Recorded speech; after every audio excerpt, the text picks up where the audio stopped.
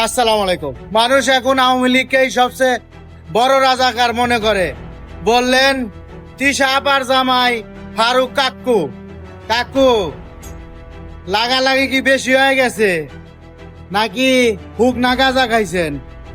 এদেশে জনম জনম বাংলাদেশ জন্ম নেওয়ার পর থেকে ইতিহাস সাক্ষী আছে আওয়ামী লীগের পক্ষে স্বাধীনতার পক্ষে আওয়ামী লীগ, যার কারণে স্বাধীনতার সপক্ষের মানুষদের গ্রেপ্তার অ্যারেস্ট করা হয়েছে।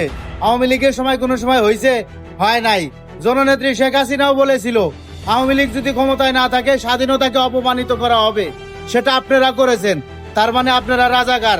স্লোগানেও বলেছেন তুমি কে আমি কে, রাজাকার রাজাকার আপনারা বলেছেন। এখন যদি এই সমস্ত কথাবার্তা কন তাইলে কিন্তু আমার বোনেরে ফেরত আনবো।